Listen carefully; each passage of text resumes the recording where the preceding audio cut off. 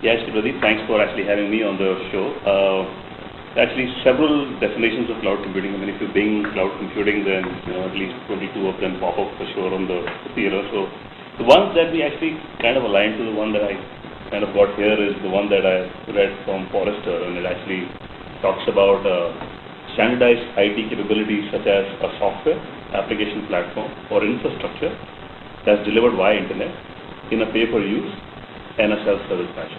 So I mean, it probably brings about most key elements of what cloud computing and cloud services provide. It could be an app, it could be an infrastructure, it could be a platform delivered via internet, self-serve, and has got a different business model around it, available on the web. So I think this is basically something that we have kind of been using as something that kind of defines it in a very extensive manner.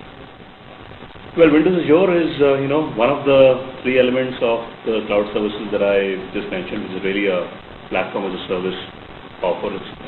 It's actually an internet scale operating platform on which developers, ISVs, SIs, enterprises can actually build cloud-enabled applications or deploy cloud-enabled applications, which could be delivered in a very scalable manner.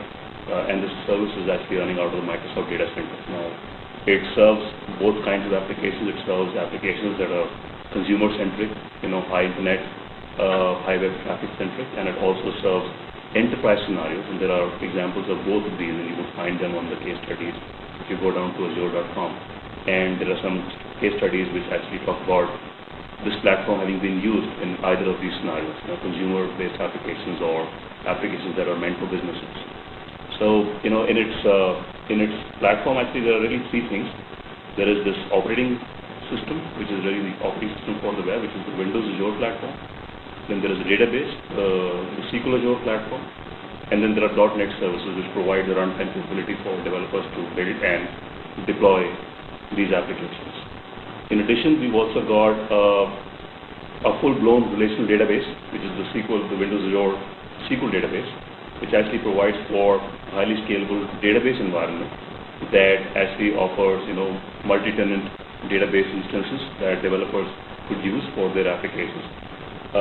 And there are a couple of more things that actually are there in Azure, which is we actually call it the app fabric layers.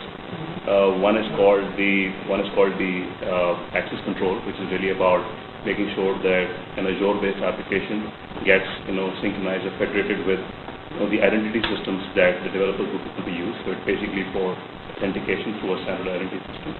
And the other one is the App Fabric Services Bus, which is really about integrating applications running on-premise as well as in Azure together. So it's basically about putting in homogeneous sets of applications, heterogeneous sets of applications together. So that sort of facilitates some of those hybrid scenarios.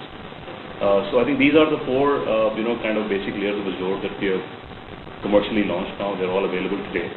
And we've also launched another service which is codenamed Dallas, which is really under a beta program. We call it CTP here, which is really a place where developers could actually get, high-end content feeds, like for instance weather data, or for instance,